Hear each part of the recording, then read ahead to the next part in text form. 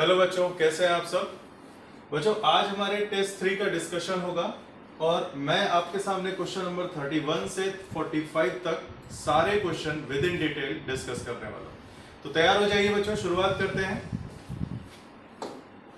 हमारा जो question number 31 है, देखिए क्या बोलते हैं। A cylindrical tube open at both ends has a fundamental frequency F in air. एक सिलेंड्रिकल ट्यूब है जो दोनों एंड से ओपन है, दैट इज आप इसको ओपन ऑर्गन पाइप कह सकते हो ना। और आपसे कहता है इसकी फंडामेंटल फ्रीक्वेंसी कितनी है, एफ।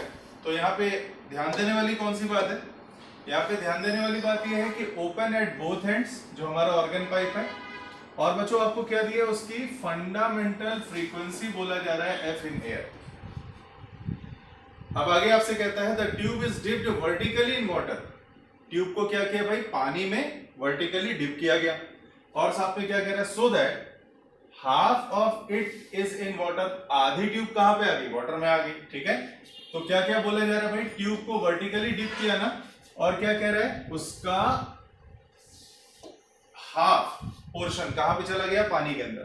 तो पहले जो ओपन ऑर्गन पाइप था, देखिए पहले की जो ट्यूब थी वो कुछ इस तरह की थी, ऐसे। और उसमें बच्चों फंडामेंटल फ्रीक्वेंसी की बात करी गई तो वेव का फिगर कुछ इस अकॉर्डिंग होना चाहिए कि नहीं होना चाहिए। और जब आपने उसको डिप कर दिया वाटर में तो उसका एक एंड क्लोज हो जाएगा, वो अभी मैं आपको दिखाऊंगा। अब आपसे कहता है the fundamental frequency of the air column now, मतलब नई फंडामेंटल फ्रीक्वेंसी आपसे पूछी जा रही। पुरानी फंडामेंटल फ्रीक्वेंसी इस वाली सिचुएशन की कितनी है, एफ। बच्चों यहां से देखिए, अगर हम ट्यूब की लेंथ को L मेंशन कर देते हैं तो आपको यह समझ में आता होगा कि ये जो एंटी नोड है, ये वाला पॉइंट और ये वाला जो एंटी नोड है, एंटी नोड से नोड का डिस्टेंस होता है λ/4 और फिर नोड से एंटी नोड तक का डिस्टेंस हो जाएगा λ/4। तो बच्चों ये पूरा डिस्टेंस ध्यान दीजिएगा, this is λ/4, again this is λ/4। तो बच्चों पूरा कितना हो जाएगा, ये बताइए, ये कंप्लीट हो जाएगा λ/2। तो यहाँ पे जो लेंथ ऑफ द ट्यूब है वो कितना आ रहा है, λ/2। तो यहाँ पे आप लिख सकते हो L is equal to λ/2, right बेटा। तो ये पहली सिचुएशन हो गई। अब लैम्डा देखिए कितना आ जाएगा, यहां से लैम्डा बच्चों आ जाएगा 2L। ठीक है ना। अब बात करते हैं हम लोग फंडामेंटल फ्रीक्वेंसी की। तो फंडामेंटल फ्रीक्वेंसी का ये फिगर आपके सामने बना हुआ है। हमारे पास एक बेसिक फॉर्मूला होता है, since velocity of wave is equal to frequency, अभी मैं न्यू लिख रहा हूं, frequency into wavelength, v is equal to nu into lambda. Velocity of wave is equal to frequency into wavelength. ठीक है, तो अभी देखो फ्रीक्वेंसी अगर आप लिखते हो अलग से तो आप लिखते हो nu is equal to v by lambda. अब बच्चों यहाँ पे लैम्डा कितना है, लैम्डा है यहाँ पे आप ध्यान दो, ये रखा है लैम्डा, यहाँ पे ये रखा हुआ है, कितना है 2L। और आप ध्यान दो न्यू की वैल्यू क्या है, न्यू की वैल्यू बच्चों ये दी हुई है तुमको f के बराबर। तो अभी आप क्या करोगे, अभी आप लिखोगे f is equal to velocity of sound divide by 2L। ठीक है, तो ये हमने क्या काम किया, जो हमको दिया हुआ था, मैंने फ्रीक्वेंसी, फंडामेंटल फ्रीक्वेंसी की वैल्यू निकाली। अब बच्चों हमसे अगले पार्ट में इस सवाल के कहता है कि अब इसी ट्यूब को हमने हाफ लेंथ पानी के अंदर कर दिया। बेटा जब हाफ लेंथ पानी के अंदर करोगे तो वो ट्यूब कुछ इस फॉर्म में कन्वर्ट हो जाएगी, है ना। आधी ऊपर रहेगी, आधी कहां चली जाएगी, ये पूरा पानी है, आधी कहां चली जाएगी, पानी के अंदर। तो आपके पास एयर कॉलम के लिए कितना स्पेस आया, आपके पास एयर कॉलम के लिए लेंथ आएगी केवल कितनी, L/2। तो यहां पे अब आपके पास में लेंथ ऑफ द ट्यूब कितना है, L/2। अब इसकी फंडामेंटल फ्रीक्वेंसी निकालना है, तो हमने क्या काम किया, हमने फंडामेंटल फ्रीक्वेंसी निकालने के लिए फंडामेंटल लॉन्गिट्यूडनल वेव बना दी। ठीक है, अब ये देखिए ये एंटी नोड है ऊपर, ये वाला पॉइंट क्या होता है बच्चों, एंटी नोड, और ये नीचे वाला पॉइंट क्या हो जाएगा, नोड। तो एंटी नोड से नोड का डिस्टेंस अभी अभी हम लोगों ने लिखा था, यहां पे देखिए एंटी नोड से ये वाला पॉइंट नोड होता है ना, कितना डिस्टेंस है, λ/4। तो ये डिस्टेंस आ गया बेटा λ/4, राइट। अब यहां से क्या करोगे भाई, लैम्डा बाय 4 किसके इक्वल होना चाहिए, L बाय 2 के। तो यहां से हमने एक बार फिर से लिखा, जो हमारा लैम्डा बाय 4 है वो किसके इक्वल आ रहा है, L बाय 2 के। तो लैम्डा बच्चों किसके इक्वल आ जाएगा बताइए, 2L आ जाएगा कि नहीं। ये 4 ऊपर चला जाएगा, या 2 और 4 को क्रॉस सेक्शन करके आप काट दीजिए, क्रॉस मल्टीप्लाई करके 2 ऊपर चला जाएगा, तो lambda will be equal to 2L।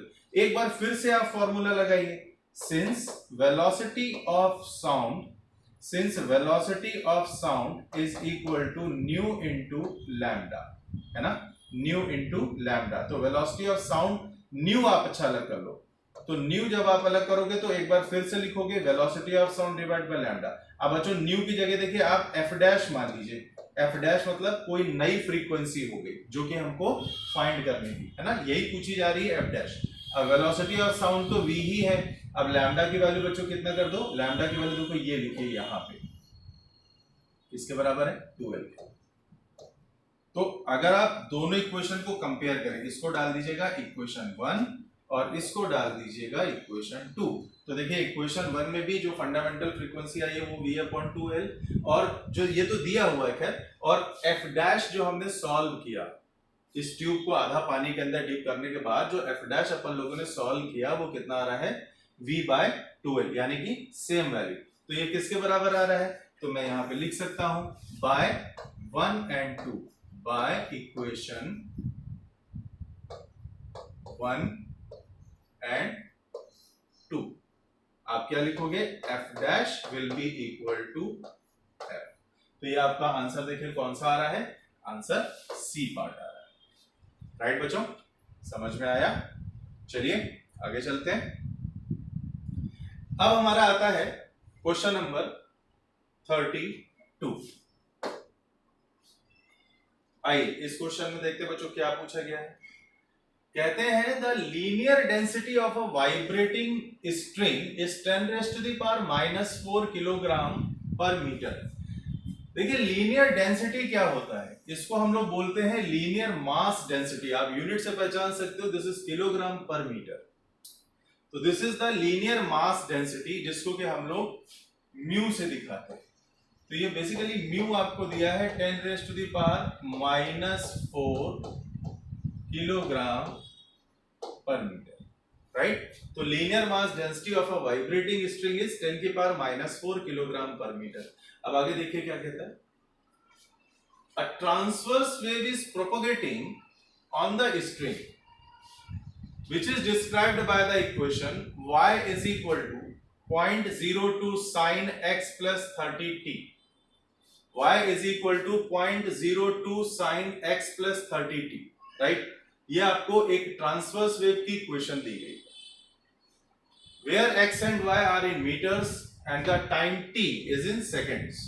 अब आगे क्या कहता है, the tension in the strings, क्या पूछा बच्चों यहाँ पे, आपसे पूछा है टेंशन इन द स्ट्रिंग, और आपको ये दिया हुआ है ट्रांसवर्स वेव की इक्वेशन, ठीक। अब यहां से आप एक काम कर सकते हो, देखिए टेंशन पूछा गया, हमको एक बात फॉर्मूले के रूप में पता है कि जो v होती है, v मतलब वेव वेलोसिटी होती है, this is equal to omega by K, right बच्चों, this is equal to omega by K. अब ये जो इक्वेशन दी गई है, क्यों ना हम इसको कंपेयर करें, y is equal to a sine kx plus omega T. और यहां से सारी कहानी इस सवाल की खुल के आपके सामने आ जाएगी। अगर आप दोनों इक्वेशंस को कंपेयर करते हो तो k की वैल्यू बच्चों 1 आ रही है और ओमेगा की वैल्यू बच्चों कितनी आ रही है, 30, राइट। k की वैल्यू कितनी आई 1 और ओमेगा की वैल्यू कितनी आई 30। तो आप इसको लिख सकते हो, this is equal to 30/1 metre पर सेकंड, यानी कि 30 मीटर पर सेकंड, राइट बच्चों। यहां तक कहानी समझ गए। अब ये 30 मीटर पर सेकंड है। अब इसका बेसिक फॉर्मूला एक और होता है, जब स्ट्रिंग में वेव चलती है तो फॉर्मूला क्या होता है, under root of T by mu. तो एक फॉर्मूला मैं आपको और याद दिलाता हूं, under root of T by mu, ना बच्चों। अब v आपके सामने पता है कितना आ रहा है, v आपको पता है कितना आ रहा है 30, t आपसे पूछा गया और म्यू बच्चों क्वेश्चन में दिया हुआ है। तो क्यों ना एक काम करते हैं, मैं यहाँ पे वैल्यूज मैनिपुलेट करता हूं। तो 30 is equal to under root of t divide by 10 raise to the power -4, ये आ गया। अब आप दोनों का स्क्वायर करोगे तो ये कितना आ जाएगा, ये आ जाएगा आपका 900 is equal to t divide by 10 raise to the power -4। Okay बच्चों, तो it will come out 900 into 10 raised to the power -4, it will come out 900 into 10 की पावर -4। अभी आप अगर इसको सॉर्ट आउट करते हो तो ये आ जाएगा आपका 0.9 न्यूटन, राइट। तो हमारा ऑप्शन कौन सा सही हो रहा है, सी पर। ओके बच्चों, सवाल आया समझ में, आगे चलें, चलिए चलते हैं। अब नंबर आता है हमारे क्वेश्चन नंबर 33 का। A wave is represented by the equation y is equal to 7 sin 7 pi t minus 0.04x plus pi by 3। एक वेव की आपको इक्वेशन दी है बच्चों, 7 sin 7 pi t minus 0.04x plus pi by 3, where x is in meter and t is in seconds. The speed of the wave is, बच्चों क्या पूछा है आपसे, स्पीड ऑफ द वेव। अच्छा, हम लोगों ने अभी अभी एक काम किया था, ये जो गिवन इक्वेशन होती है इसको स्टैंडर्ड इक्वेशन से कंपेयर किया था। चलिए एक बार फिर से मैं काम करता हूं। अगर स्टैंडर्ड इक्वेशन में लिखता हूं यहां पे, तो मैं लिखूंगा y is equal to a sine, बच्चों ध्यान से देखिएगा, omega T minus K X plus 5। अब अगर आप दोनों इक्वेशन को कंपेयर करते हो तो ओमेगा की वैल्यू कितनी आ रही है, 7 पाई। चलिए मैं लिख देता हूं बच्चों, ओमेगा कितना आया, दिस इज 7 पाई के एक्स, और यहां पे देखिए के कितना नजर आ रहा है आपको, 0.04। तो के कितना आ जाएगा, के इज इक्वल टू 0.04, राइट। और 5, हालांकि जरूरत नहीं है अपने क्वेश्चन में, 5 कितना आ रहा है, 5/3। लिखने में कुछ थोड़े ना जाता है, लिखने में कुछ थोड़े ना जाता है, हालांकि यूज नहीं है इसका, लेकिन फिर भी चलिए वैल्यूज दिखा रहा हूं तो सारी वैल्यूज देख लीजिए। अब वेव वेलोसिटी के लिए बच्चों थोड़ी देर पहले अभी पिछले सवाल में ही आपको मैंने फॉर्मूला दिया था, इफ v, अगर v वेव वेलोसिटी है तो it will equal to omega by K. तो ये आपका आ जाता है ओमेगा कितना बच्चों, 7 पाई, और बाय के, तो 7 pi divide by 0.04, 7 pi divide by 0.04। इसको क्या कर सकते हो आप, ये चला जाएगा आपका 7 पाई मल्टीप्लाइड बाय 0.04 हो जाएगा 10 की पावर 2, ये ऊपर जाने के बाद, और नीचे हो जाएगा आपका 4। ये आएगा कि नहीं भाई, 0.04 4 इंटू 10 की पावर -2, और ये ऊपर जाएगा तो पावर हो जाएगी +2, और ये आ जाएगा इधर, तो तुम्हारा 7 पाई लिखा ही हुआ था, तो it will 700 divide by 4, right. This will be 700 divide by 4 पाई। तो ये आ जाएगा आपका 700 डिवाइड बाय 4 पाई। तो ये जब आप सॉल्व करेंगे तो आपका आंसर आएगा 175 पाई। दिस वन आपका आंसर आ जाएगा 175 पाई मीटर पर सेकेंड। क्या किया बच्चों, पहले इक्वेशन से कंपेयर किया, सारी वैल्यूज लिख दी मैंने, v का फॉर्मूला लगाया, दिस इज ओमेगा बाय के, और v की वैल्यू मैंने फिर सॉल्व करी, ओमेगा की वैल्यू रख दी, k की वैल्यू रख दी, फाइनली v आपका आ जाता है 175 पाई मीटर पर सेकेंड। ओके बच्चों, समझ में आया? चलिए आगे बढ़ते हैं।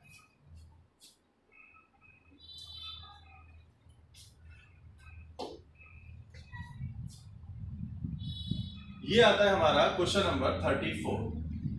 आप देखिए यहां पे कहानी दो ट्यूनिंग फॉर्क की है। आपसे कहते हैं when two tuning forks A and B are sounded together, दो ट्यूनिंग फॉर्क है ए और बी, दोनों को एक साथ साउंड किया गया और क्या कहता है x beats per second are heard. कितनी बीट सुनाई दी per second? x। Number of beat per second कितना हुआ बच्चों? x। तो एक ये इंफॉर्मेशन तुम्हारे सामने आती है कि दो tuning fork A and B जब यहां पे एक साथ साउंड किए गए तो x बीट्स पर सेकेंड सुनाई दी। आप क्या कह रहे हैं? Frequency of A is n। क्यों ना इसको हम पूरा ड्रॉ कर ले यहां से। देखिए तो बच्चों ये हो गया एक ट्यूनिंग फॉर्क, इसका नाम पड़ गया ए। ये हो गया बच्चों दूसरा ट्यूनिंग फॉर्क, इसका नाम आता है बी। और आपसे क्या कहता है? x बीट पर सेकेंड सुनाई दिया, ठीक है, जब दोनों को एक साथ हमने साउंड कराया। इसके बाद आपसे कह रहा है frequency of A is n। ए की फ्रीक्वेंसी कितनी बोल दी गई है? n। तो यहां पे हम बोलेंगे frequency of A is equal to n। ठीक है। अब देखिए बी के पास में फ्रीक्वेंसी के दो ऑप्शन हो सकते हैं। या तो हो सकता है, देखिए, या तो बी की फ्रीक्वेंसी बच्चों होगी n प्लस एक्स, होगी कि नहीं, और या फिर बी की फ्रीक्वेंसी हो सकती है n माइनस एक्स। वो तो आगे की इंफॉर्मेशन डिसाइड करेगी कि क्या हो रहा है। कहते हैं now when one prong of fork B is loaded। क्या बात है? कहता है when one prong of fork B is loaded with a little wax। wax यहां पे लगाने से क्या हुआ? कह रहा है कि B का जो एक prong है, prong मतलब ये जो आर्म होता है इसका, इसकी बात करी गई, तो कह रहा है B का जो एक prong है उसमें थोड़ा सा wax लगाया गया। बच्चों यहां पे wax लगा दोगे तो क्या होगा? wax लगाने से फ्रीक्वेंसी कम हो जाएगी। ठीक है। अब देखो क्या कहता है, तो जैसे ही वैक्स लगाया मतलब बी की फ्रीक्वेंसी को हमने कम किया, the number of beats per second decreases. कह रहा है number of beat per second decrease कर गई, कम कर गई। बी की, देखिए ए की फ्रीक्वेंसी n है, बी की फ्रीक्वेंसी जितनी भी थी या तो n प्लस एक्स होगी या n माइनस एक्स होगी।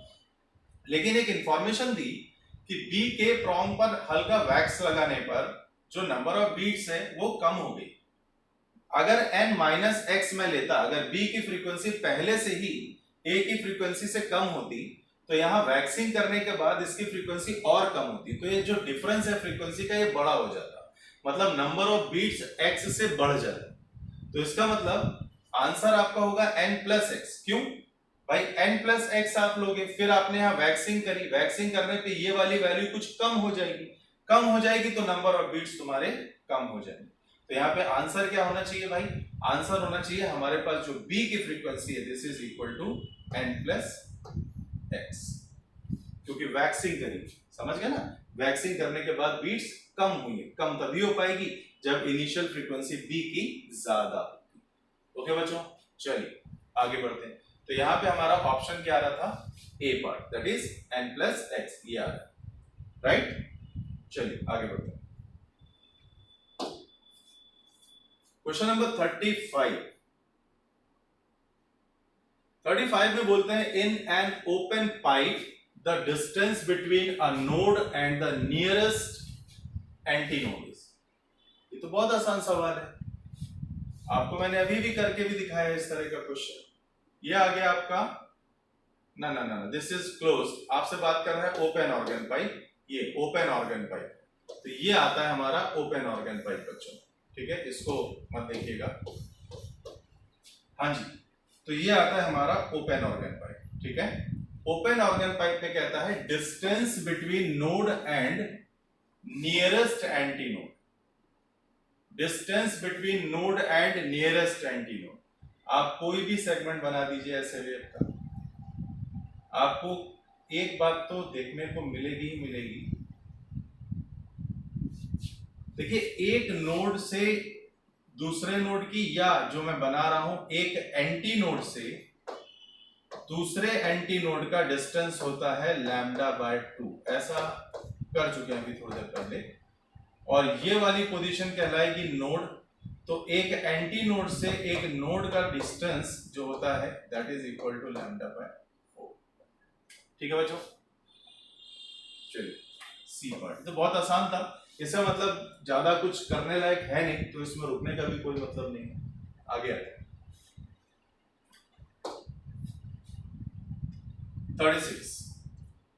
36 में देखिए क्या कहता है, the velocity of transverse wave in a string is, कह रहा है velocity of transverse wave in a string, रस्सी में चलने वाली ट्रांसवर्स वेव की बात करेगी। पहले उसका फॉर्मूला देखें क्या होता है। इसका फॉर्मूला होता है under root of T by mu.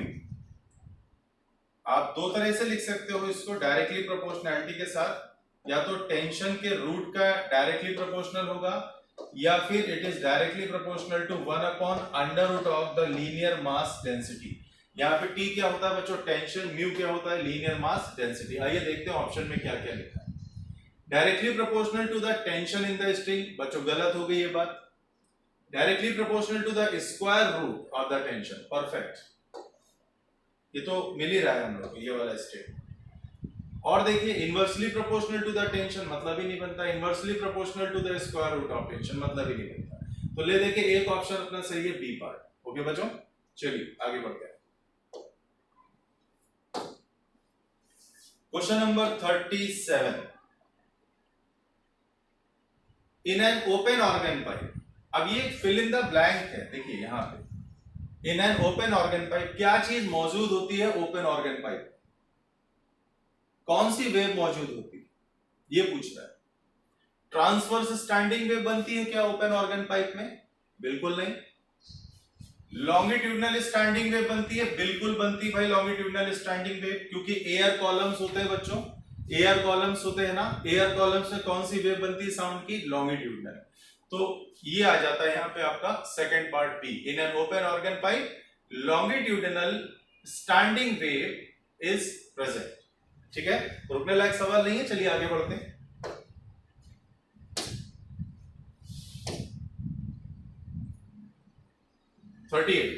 Most of the human beings cannot listen sound wave having intensity less than, ये तो याद करने वाला है, तो इसकी वैल्यू बच्चों याद कर लीजिएगा। ये कहीं पे भी क्वेश्चन में आपसे पूछा जा सकता है। देखिए ये एक ऐसा सवाल है कि अगर ये वैल्यू आपको याद है, आपके माइंड में है, रुकी हुई है अगर ये वैल्यू, तो ही आप इसको कर पाएंगे, वरना कोई फॉर्मूला नहीं। तो इसकी वैल्यू जरूर याद कर लीजिएगा जिनको भी नहीं याद है। तो 10⁻⁻12 वाट पर मीटर स्क्वायर, इतनी इंटेंसिटी के नीचे हम लोग को सुनाई देना बंद हो जाता है। समझ गए? चलिए आगे बढ़ते हैं। क्वेश्चन नंबर 39, ये बहुत अच्छा सवाल, बहुत बढ़िया सवाल। An increase in intensity level of 1 decibel implies an increase in intensity of, ये आपके चार ऑप्शन यहां पे आ रहे हैं, और यहां पे बच्चों एक बात दी है जो क्वेश्चन में यूज होगी, वो है ये गिवन वैल्यू है बच्चों एंटी लॉग। देखिए जैसे लॉग होता है वैसे ही उसका रिवर्स होता है, जैसे लॉग होता है वैसे ही उसका रिवर्स होता है, एंटी लॉग। तो anti log base 10 is equal to 1.26, but anti log की वैल्यू होनी चाहिए, एंटी लॉग ऑफ 0.1 होना चाहिए एग्जैक्टली। ये करेक्शन है, ये होना चाहिए, ये मैं क्वेश्चन पेपर में सही करवा दूंगा। Anti log base 10 of 0.1 is equal to 1.26, value तो होनी चाहिए ना, वैल्यू मिसिंग है, ये गिवन है। ठीक है, यानी एंटी लॉग है, वो थोड़ा सा डंडा बड़ा हो गया इसका, तो एंटी लॉग है। ठीक है, anti log base 10 of 0.1 is 1.26। ठीक है, एंटी लॉग। चलिए बच्चों आइए इसको सॉर्ट आउट करते हैं। देखिए हमारे पास में जो साउंड लेवल होता है L, this is equal to 10 log base 10 I upon I naught. हमारे पास बेसिक फॉर्मूला क्या होता है, it is equal to 10 log base 10 I upon I naught, ये फॉर्मूला हमको दिया होता है।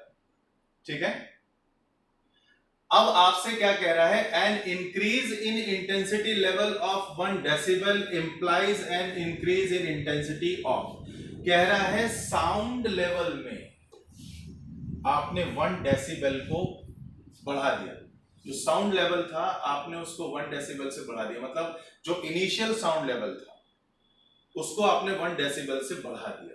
तो आपसे कह रहा है कितनी इंक्रीज इन इंटेंसिटी हमको देखने में मिलेगी।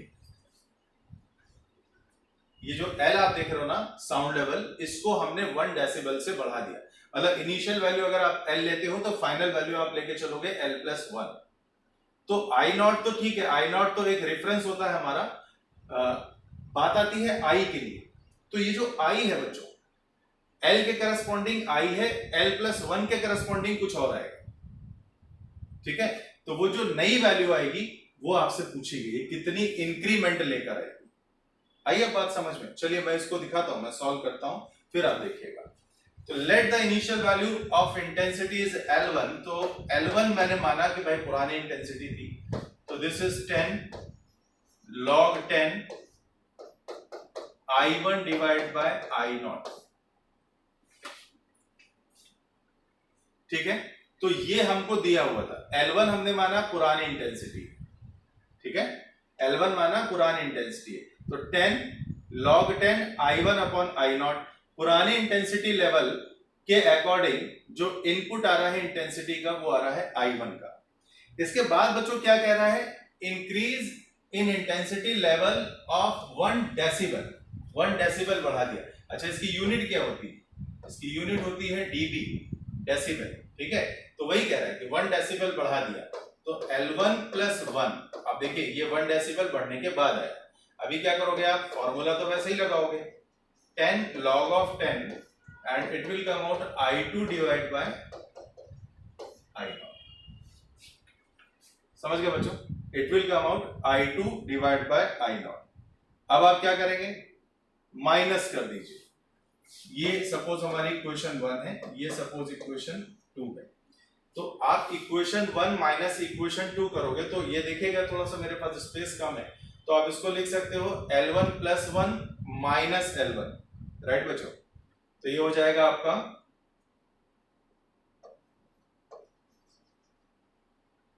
इक्वेशन 2 माइनस इक्वेशन 1 कर रहा हूं मैं यहां पे, और आप ध्यान से देखिएगा इस चीज को, तो it will come out 1 is equal to, मैं डायरेक्ट कैलकुलेशन कर रहा हूं, देखिएगा L1+1 माइनस L1, क्या बचेगा, केवल 1, L1 कट गया। ठीक है, और 10 log 10, अब इसको मान लो कैपिटल X, ये जो I2 अपॉन I0 है इसको कैपिटल X मान लो, और I1 अपॉन I0 को आप मान लो कैपिटल Y। तो जब आप माइनस करोगे तो log of capital X minus log of capital Y, तो क्या होता है, log of X upon Y होता है। तो ये हो जाएगा आपका log of I2 upon I0 divide by I1 upon I0, मतलब कि कुछ ऐसा, I2 upon I0 whole divide by I1 upon I0। ये टर्म बच्चों आएगा। अगर आप इसको पूरा x मान लेते हो, इसको पूरा y मान लेते हो, तो log of x minus log of y is equal to log of x upon y, ये टर्म आता है। अब इसमें देखिए I0 कैंसिल हो जाएगा, तो it will come out I2 by I1। तो यहां पे आप इसको आगे ले जाओगे। ये मुझे डायरेक्ट इसलिए करना पड़ा, स्पेस की थोड़ी मजबूरी है बस, है ना, और कोई बात नहीं। तो it will come out 1 is equal to 10 log 10, it will come out I2 by I1। तो बच्चों उम्मीद करता हूं यहां तक आपको ये सवाल समझ में आया हो। ठीक है, अब ये 10 को आप 1 के नीचे भेजोगे तो 0.1 इधर आ जाएगा, और ये बचेगा आपके पास में log 10 I2 by I1। तो मैं यहां पे लिखने जा रहा हूं उसको, 0.1 is equal to log 10 I2 by I1। यहां जरूरत पड़ेगी इस गिवन डाटा की, जो एंटी लॉग वाला टर्म मैंने आपको दिया, यहां पे इस गिवन डाटा की जरूरत पड़ेगी एंटी लॉग वाले टर्म की, ठीक है। तो anti log of 0.1 is equal to 1.26।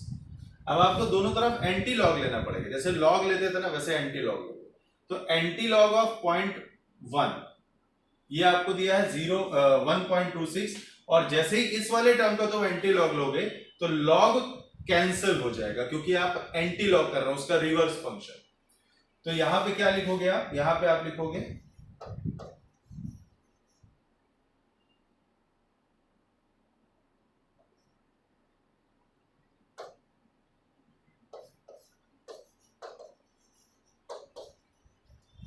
Anti log of 0.1 is equal to, अब यहां से लॉग कैंसिल कर देना, तो it will come out I2 by I1, ठीक है। It will come out I2 by I1। अभी एंटी लॉग ऑफ 0.1 बच्चों दिया 1.26, तो 1.26 is equal to I2 bye, अब सवाल हमारा सॉल्व होने वाला है। तो बच्चों I2 की वैल्यू कितनी आती है, आप I1 को इधर ले जाओगे तो इट इज 1.26 टाइम्स I1। तो यहां पे बच्चों I2 कितना आ रहा है,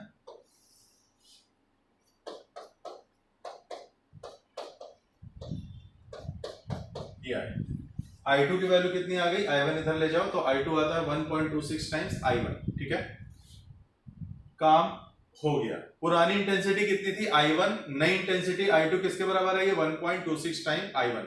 तो चेंज इन कितना है भाई, इंक्रीज पूछा है ना, कितनी बढ़ गई, बढ़त कितनी, पुरानी थी I1, बात की है 1.26 टाइम I1, कितनी बढ़ गई, 0.26 बढ़ गई। मैं निकाल देता हूं, तो डेल्टा I आप लिखोगे I2 माइनस I1, तो ये हो जाएगी 1.26 I1 माइनस I1, इसका मतलब ये आता है 0.26 I1। बट आपका आंसर देखिए किसमें है, आपको I1 आपका क्वेश्चन में तो दिया नहीं था, और आंसर देखिए केवल लिखा है 26%। यहां से समझ में आ रहा है कि 26 ही आएगा, बट वो कैसे आएगा, delta I upon I1 into 100 करना पड़ेगा। तो ये आएगा आपका delta I upon I1 into 100 is equal to 26%। ये है बच्चों आपका आंसर, सी पार्ट। देखिए बेसिक फॉर्मूले के अकॉर्डिंगली पूरा सवाल चला है। इंक्रीज इन इंटेंसिटी लेवल आपसे पूछा जा रहा है, तो इंक्रीज इन लेवल तो डेल्टा I है, बट परसेंटेज में है तो फिर हमें relative fraction, relative error type से निकालना पड़ गया सवाल ये। सबसे पहले क्या किया था मैंने, इसमें फॉर्मूला लिखा मैंने साउंड लेवल का 10 log 10 I upon I0 decibel होता है इसका फॉर्मूला। मैंने इनिशियल इंटेंसिटी को L1 माना, फॉर्मूला डाला, इनिशियल इंटेंसिटी जो इनपुट में आ रही थी वो I1 मानते हुए, फिर L+1 किया, क्योंकि बोला है कि 1 डेसिबल से इंक्रीमेंट हुआ है, L+1 कर दिया, तो नई इनपुट इंटेंसिटी को मैंने I2 बोल दिया। अभी इसको डाला इक्वेशन 1, इसको डाला इक्वेशन 2, फिर इक्वेशन 2 माइनस इक्वेशन 1 किया, तो L+1 माइनस L1 केवल 1 बचा। बाकी log of x minus log of y, 10 तो वैसे ही चलेगा, कॉमन हो जाएगा, तो log ऑफ पूरा ये x माइनस log ऑफ पूरा ये y is equal to log of x upon y होता है।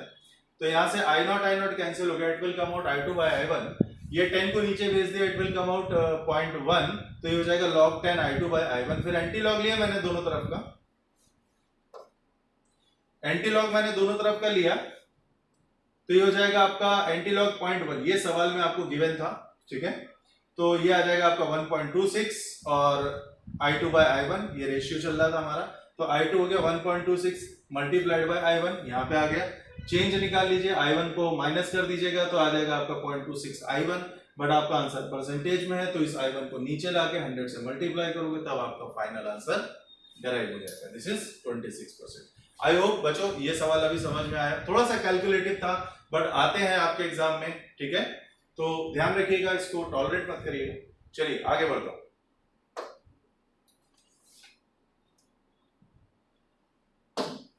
तो बच्चों अब आते हैं हम लोग क्वेश्चन नंबर 40 पर।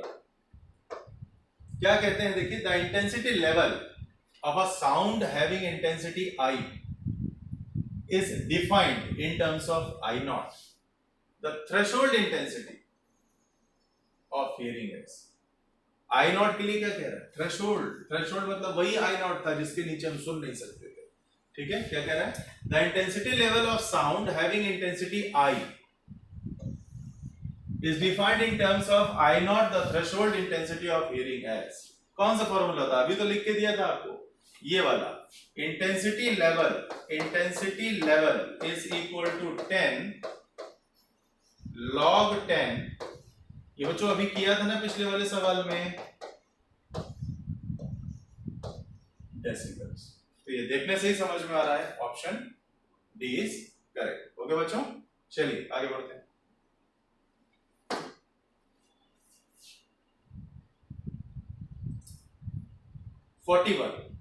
An observer is approaching a stationary source of sound with a velocity equal to velocity of sound। देखिए क्या बोला पहले इतनी लाइन में कि जो हमारा ऑब्जर्वर है वो अप्रोच कर रहा है और साउंड का सोर्स कैसा है? स्टेशनरी है, with a velocity equal to velocity of sound। ठीक है, एक स्टेशनरी साउंड के सोर्स की तरफ हमारा ऑब्जर्वर मूव कर रहा है और उसके मूव करने की जो स्पीड है this is equal to velocity of sound. अब कहता है if the source emit a note of frequency n, source की ओरिजिनल फ्रीक्वेंसी कितनी है बच्चों? n, then the apparent frequency, ये पूछा है हमसे, heard by the observer is, apparent frequency हमारे ऑब्जर्वर को कितनी सुनाई देगी? अच्छा, इसका जनरल फॉर्मूला बच्चों आपको याद होगा। अपरेंट फ्रीक्वेंसी को अगर मैं न्यू डबल डैश बोल देता हूं या न्यू डैश, जो भी आपको लिखना हो, दिस इज इक्वल टू, ये ओरिजिनल फ्रीक्वेंसी हो जाती है हमारे पास nu naught, this is the original frequency, और ये हो जाता है velocity of sound plus minus velocity of observer या लिसनर, जो भी आप कहो इसको, divide by velocity of sound plus minus velocity of source.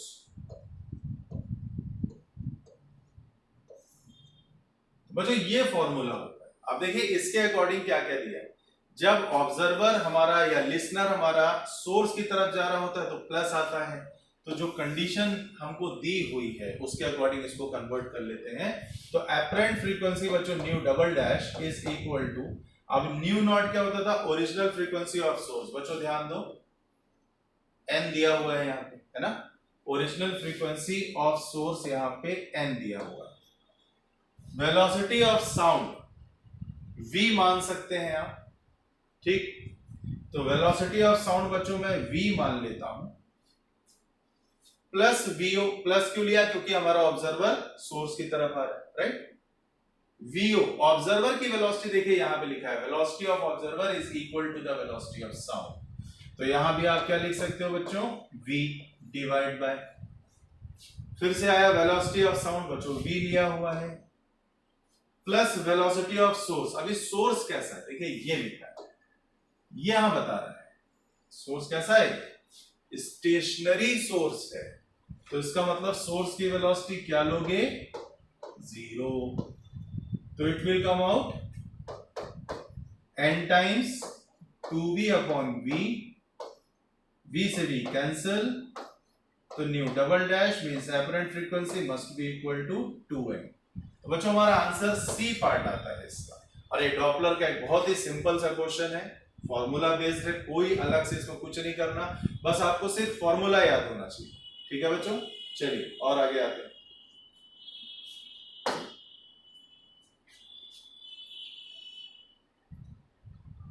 देखिए क्वेश्चन नंबर 42 में कहता है two sources A and B are sounding notes of frequency 680 hertz. बच्चों दो सोर्स है, एक सोर्स का नाम है ए, दूसरे का नाम है बी, और इनकी फ्रीक्वेंसी कितनी है? 680 हर्ट्ज। अब कहता है a listener moves from A to B with constant velocity u। सबसे पहले बच्चों इतनी बात करते हैं, यहां देखिए हमारे पास है एक सोर्स है ए, और बच्चों एक सोर्स यहां पे बोला गया है हमको बी। ठीक है, इन दोनों की ओरिजिनल फ्रीक्वेंसी दी है हमको, ये कितना लिखा है? 680 हर्ट्ज। तो ये आता है आपका 680 80 हर्ट्ज और यहां भी आता है 680 हर्ट्ज। अब आपसे कहता है listener moves from A to B with constant velocity. तो एक हमारा ऑब्जर्वर है जिसको लिसनर कह रहे हैं, ऑब्जर्वर डाल देता हूं, किसी u की स्पीड से a से b की तरफ जा रहा है और यहां पे a भी रुका हुआ है, b भी रुका हुआ है। If the speed of sound is 340 meter per second, what must be the value of u so that he hears 10 beat per second? बच्चों आपसे पूछा है u यहां पे कि ये u कितना हो ताकि हमारे ऑब्जर्वर को 10 बीट्स पर सेकंड सुनाई दे। सबसे पहली बात यहां आती है कि इसको बीट सुनाई क्यों देगी। देखिए ये b की तरफ जा रहा है, b की फ्रीक्वेंसी कुछ बढ़ के सुनाई देगी इसको, a से दूर जा रहा है, a की फ्रीक्वेंसी कुछ घट के सुनाई दी, है ना। अभी फॉर्मूला लिखा था ना हम लोगों ने, तो b की फ्रीक्वेंसी कुछ बढ़ी हुई सुनाई देगी और a की फ्रीक्वेंसी कुछ घटती हुई सुनाई देगी इसको हमारे ऑब्जर्वर। उन दोनों का डिफरेंस ये आता है 10। काम ये करना है और वहां से क्या सॉल्व करना है हम लोगों को, u की वैल्यू कहां गया, ये ठीक है। चलिए देखते हैं।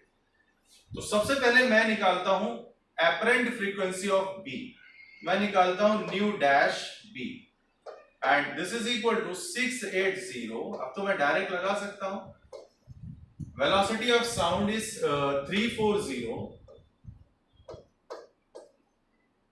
प्लस, अभी ये ऑब्जर्वर जा रहा है ना सोर्स की तरफ, तो क्या आ गया प्लस u डिवाइड बाय बच्चों 340। अगर इसको आप सॉल्व करते हो तो ये आपका पूरा कैंसिल हो जाएगा, 340 से 680 ये आ जाएगा 2 times 340 plus u and this is nu dash b, this is the apparent frequency of b. Similarly अगर हम apparent frequency of a निकालेंगे तो यहां सिर्फ माइनस का साइन आएगा, आएगा कि नहीं आएगा, क्योंकि ये हमारा ऑब्जर्वर अवे फ्रॉम द ए जा रहा है। तो हम निकालेंगे new dash a, it will come out 680 340 minus u divide by 340, it will come out 2 times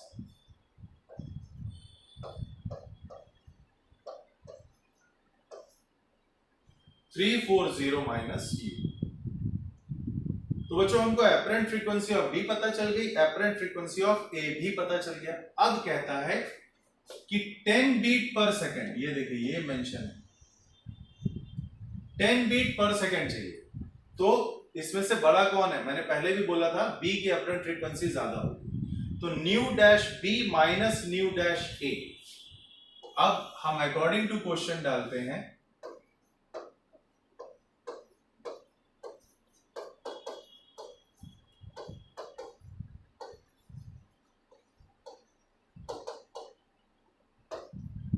new dash b minus nu dash a which is equal to 10। ये बात हमको question में गिवन, वैल्यू रख सकते हैं आप 2 times 340 plus u, 2 times 340 plus u minus 2 times 340 minus u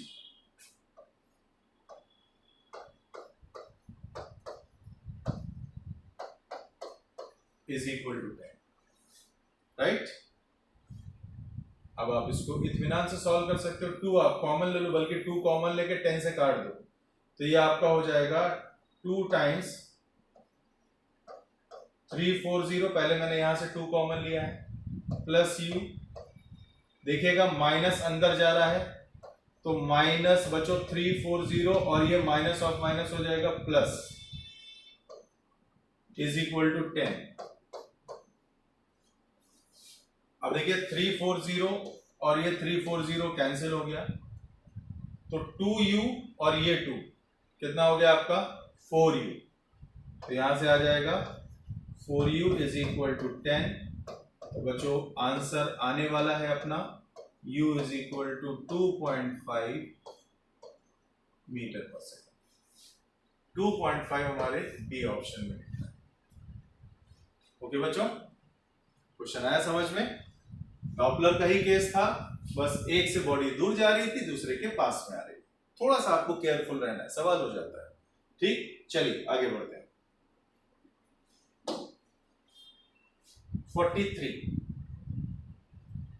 43 a star is moving away from the earth with a velocity 100 kilometre per second. बच्चों आपसे बात करता है कि एक स्टार है जो कि अर्थ से दूर जा रहा है और उसकी वेलोसिटी आपको कितनी दी है 100 किलोमीटर पर सेकेंड की। फिर आपसे कहता है if the velocity of light is 3 into 10 raised to the power 8 metre per second, then the shift in the spectral line of wavelength 5700 angstrom due to Doppler's effect will be। यहां पे बच्चों हम लोग डॉपलर इफेक्ट ऑफ लाइट का जिक्र करने वाले, Doppler effect of light का बच्चों जिक्र करने वाले हैं, जिसका कि जो बेसिक फॉर्मूला होता है। तो मैं सबसे पहले क्या क्या दिया है उसको मार्क आउट करता हूं। मेन वेलोसिटी आपको दी है स्टार की 100 किलोमीटर पर सेकेंड।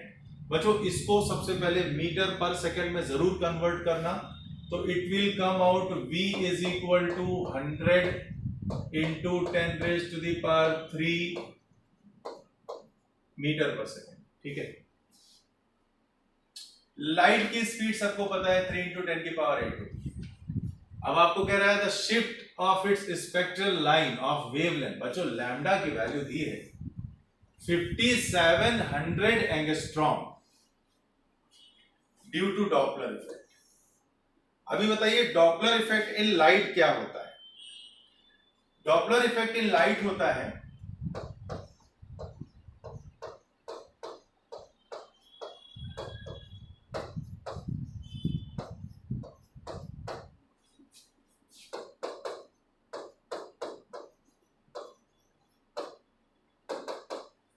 अगर शिफ्ट ऑफ स्पेक्ट्रल लाइन मतलब shift of wavelength is delta lambda आप कंसीडर करते हो, तो ये हो गया wavelength shift divide by wavelength जो आपको गिवन होती है यहां पे स्पेक्ट्रल लाइन के according is equal to speed of the moving object, this is 100 kilometre per second जो यहां पे दिया हुआ दैट इज ये, और डिवाइड बाय सी, मतलब delta lambda divide by lambda is equal to V by C. बहुत सिंपल सा रिलेशन होता है ये, तो ये इसको याद रखिएगा, बहुत इंपॉर्टेंट है। और अगर ये आपको याद है तो इससे सवाल आपके डायरेक्ट निकल के आ जाते हैं। ठीक है बच्चों, चलिए देखते हैं। तो डेल्टा लैम्डा हमको सॉल्व करना है बच्चों। लैम्डा गिवन है हमको 5700 angstrom, this is 5700 is equal to v बच्चों दिया हुआ है, यहां पे मैंने देखिए इसको चेंज कर दिया था 100 इंटू 10 की पावर 3 मीटर पर सेकेंड, तो दिस इज 100 इंटू 10 की पावर 3 डिवाइड बाय 3 इंटू 10 की पावर 8। ओके, आइए एडजस्टमेंट करते हैं। तो हमारा डेल्टा लैम्डा यहां से आता है 5700 मल्टीप्लाइड बाय 10 की power 5 divide by 3 into 10 raise to the power 8, right. अब देखिए 10 की पावर 5 है और इधर आ जाएगा 00, तो this is 10 raise to the power 7, तो ये आपका आ जाएगा 57/3 मल्टीप्लाइड बाय 10 की पावर 7 इधर हो जाएगा, 10 की पावर 5 मल्टीप्लाइड बाय 100 10 की पावर 7 डिवाइड बाय 10 की पावर 8, तो 10 की पावर -1, तो ये आ जाएगा आपका 1/10। तो यहां से ये चला जाएगा 19/10 it will come out 1.90 angstrom. तो बच्चों यहां पे हमारा ये बी ऑप्शन करेक्ट होता है। ओके बच्चों, यहाँ पे बी ऑप्शन हमारा करेक्ट होता है। बस इस सवाल को लगाने के लिए एक छोटा सा रिलेशन आपको पता होना चाहिए, delta lambda divide by lambda is equal to B by C. बस v आपको दिया होगा, c आपको दिया होगा, जैसे कि सवाल में आपको गिवन है v और c। लैम्डा भी आपको गिवन होगा, जैसे यहाँ पे गिवन है 5700 एंगस्ट्रॉम। बस आपको वैल्यूज रखनी है, क्वेश्चन सॉल्व हो जाएगा। चलिए आगे बढ़ते हैं। Now we are coming to question number 44। There are the following four possibilities. There are the following four possible relative motions between the source of sound and the listener. कह रहा है चार पॉसिबिलिटीज यहां पे लिख के दी जा रही। रिलेटिव मोशन किसका किसका? तो रिलेटिव मोशन आपको देखना है सोर्स ऑफ साउंड का और लिसनर, लिसनर मतलब ऑब्जर्वर का। पहली पॉसिबिलिटी क्या है? Source moves towards stationary listener. Listener stationary है और सोर्स जा रहा है टुवर्ड्स द लिसनर। तो यहां पे बच्चों अगर हम इनकी ओरिजिनल फ्रीक्वेंसी मान लेते हैं, अगर हम ओरिजिनल फ्रीक्वेंसी सोर्स की n मान लेते हैं, एपरेंट सपोज कुछ न्यू डैश मान लीजिए या व्हाटएवर जो आपकी मर्जी है, तो न्यू डैश कंसीडर कर लेता हूं। और बेसिक फॉर्मूला आपको अच्छे से पता है कि क्या होता है। बेसिक फॉर्मूला होता है nu dash is equal to n times velocity of sound, ये v वेलोसिटी ऑफ साउंड ले रहा हूं, plus minus velocity of observer divide by v plus minus velocity of, ये बच्चों s यहाँ पे वेलोसिटी ऑफ सोर्स है, याद रखना, ठीक है। और v क्या है? v है velocity of sound. v not क्या है? v नॉट है यहाँ पे वेलोसिटी ऑफ ऑब्जर्वर यानी कि listener. Source moves towards stationary listener, listener क्या है? स्टेशनरी। तो ये आ जाएगा v divide by v minus vs। अगर सोर्स लिसनर की तरफ जा रहा है तो फ्रीक्वेंसी बढ़ेगी ना, तो यहाँ पे माइनस का साइन आता है। तो आप क्या डालोगे? इसका v dash nu dash is equal to n times, ये आ जाएगा आपका v minus 0 divide by v minus vs। दूसरा, source moves away from the stationary listener, अब ये हो जाएगा प्लस, तो न्यू डबल डैश आपका आ जाएगा n times v minus 0 divide by v plus vs। और यहां से आपको ये समझ में आता है कि ये दोनों इक्वल नहीं होंगे। हो सकते हैं क्या? v upon v minus vs और v upon v plus vs कैसे बराबर हो पाएंगे? मतलब डिफरेंस की बात कर रहा है, नहीं हो सकता। चलिए और आगे बढ़ते हैं। Listener moves towards stationary observer, जो लिसनर है वो स्टेशनरी ऑब्जर्वर की तरफ जा रहा है, राइट। सोर्स कैसा माना? फिर सोर्स माना रेस्ट, ठीक, ये लिखा हुआ है। Listener moves towards stationary source, source कैसा है? स्टेशनरी। तो मैं यहां पे थर्ड वाली कंडीशन इधर बनाता हूं, उधर स्पेस कम पड़ेगा। तो listener moves towards stationary source, तो ये आ जाएगी न्यू 3 डाल देता हूं मैं इसको, n times v plus vo divide by v। अब सोर्स की स्पीड तो 0 है, तो मैंने कुछ किया नहीं, मैंने सीधे v ले लिया। फोर्थ वाला देखिए,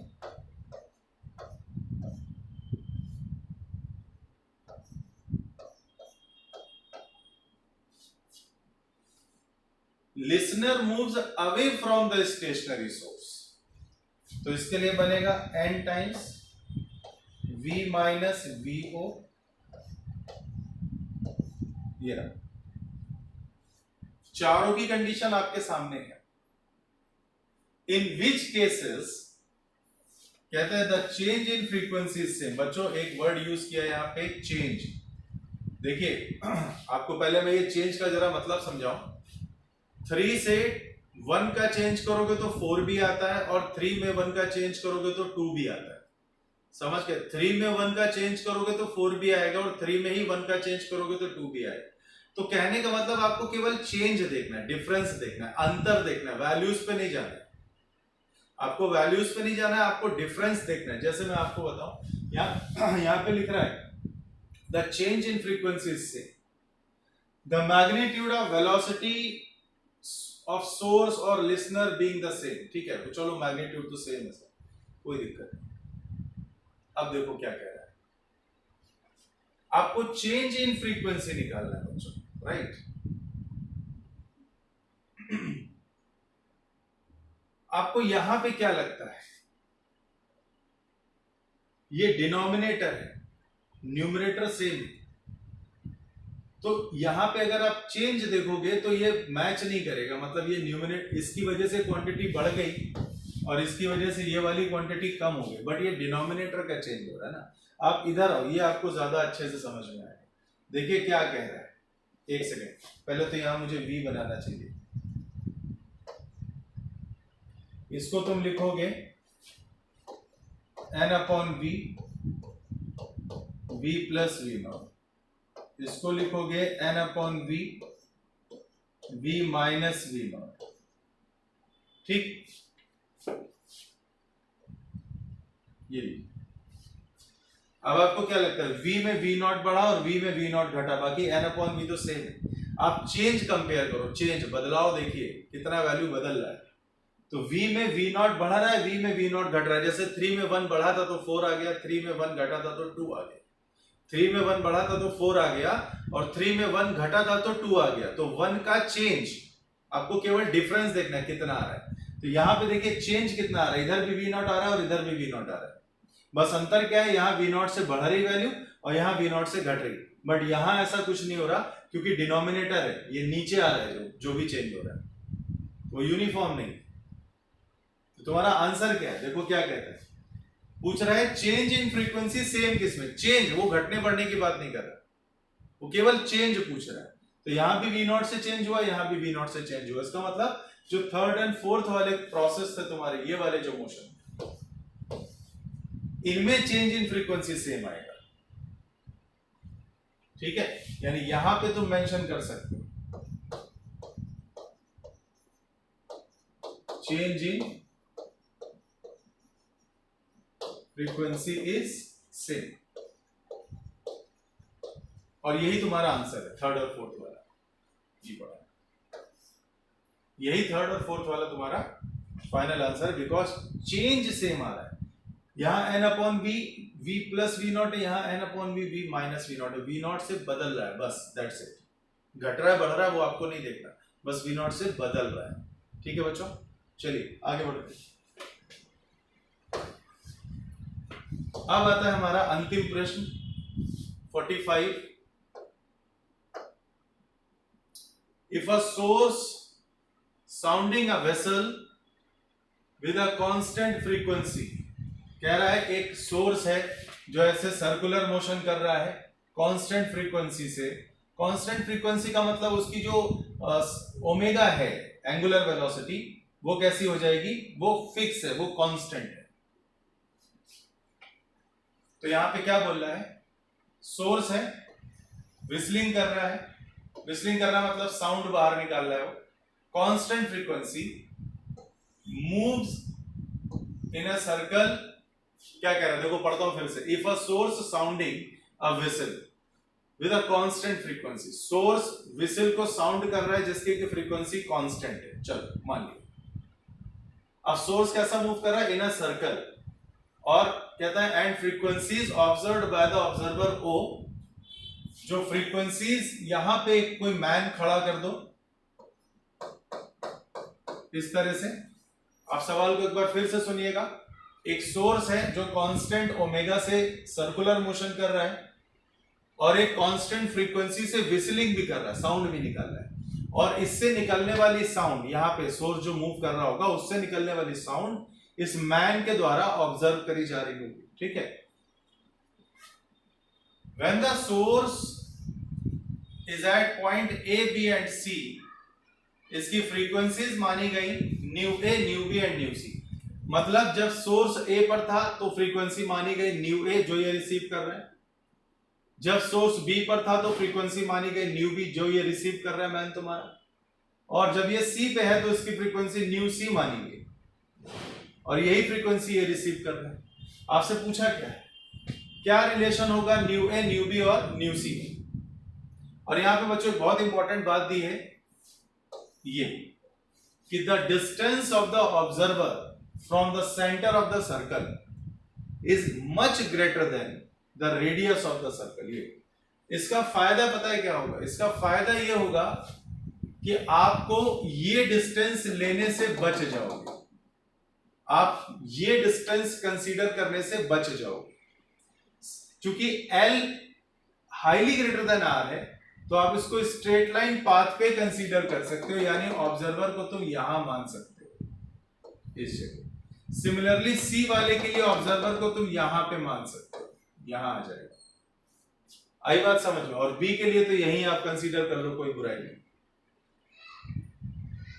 ये जो L highly greater than R दिया हुआ है, इसको देने का केवल एक पर्पस बस यही था कि आपको ये पाइथागोरस ना लगाना पड़े, आप सीधे कंसीडर कर ले भाई जब L बहुत छोटा है, ये सॉरी स्मॉल r बहुत छोटा है हमारे इस L से, तो ये खत्म कर दो ना इसको, आप सीधे A के सामने ऑब्जर्वर लगा दो, यहां पे C के सामने ऑब्जर्वर लगा दो, दैट्स इट, हो गया काम। समझ गए? बात क्लियर है? चलिए आगे बढ़ते हैं। आप देखो, आपको मैंने सिखाया था बेसिक फॉर्मूला क्या होता है भाई। Basic formula nu dash is equal to, कितनी बार तो लिखा है, न्यू नॉट V माइनस या प्लस माइनस लगा लो VO divide by V plus minus V source, ये आया। तो ये हो गई तुम्हारी बेस फ्रीक्वेंसी, जो ओरिजिनल फ्रीक्वेंसी होती है सोर्स की। V हो गया साउंड की स्पीड, ऑब्जर्वर की स्पीड, साउंड की स्पीड, सोर्स की स्पीड। जब सोर्स जा रहा होता है टुवर्ड्स द ऑब्जर्वर तो फ्रीक्वेंसी ज्यादा सुनाई देती है, जब सोर्स जाएगा अवे फ्रॉम द ऑब्जर्वर तो सबसे कम फ्रीक्वेंसी सुनाई देगी। तो मिडिल वाली रेंज की फ्रीक्वेंसी ये आ गई। तो इसका मतलब आप ये लिख सकते हो कि भाई जब ऑब्जर्वर जा रहा है, या सॉरी जब सोर्स जा रहा है ऑब्जर्वर की तरफ ऐसे, तो जो फ्रीक्वेंसी यहाँ पे न्यू ए आप सुनोगे वो सबसे बड़ी होगी। फिर उसके बाद आ जाता है न्यू बी, और फिर उसके बाद आ जाता है न्यू सी, क्योंकि इस केस में ये जो सोर्स है हमारा ये away from the observer move कर रहा है, तो फ्रीक्वेंसी मिनिमम आएगी, ये आ जाए। तो ये आंसर है हमारा ए पार्ट। राइट बच्चों, समझ में आया? जब सोर्स टुवर्ड्स द ऑब्जर्वर जाएगा तो frequency maximum, away from the observer जाएगा तो मिनिमम, बाकी परपेंडिकुलर है तो कोई बीच की रेंज आ गई तो इसको बीच में एडजस्ट कर दिया। ठीक है बच्चों, तो ये थे हमारे क्वेश्चन नंबर 31 to 45। ओके बच्चों, टेक केयर।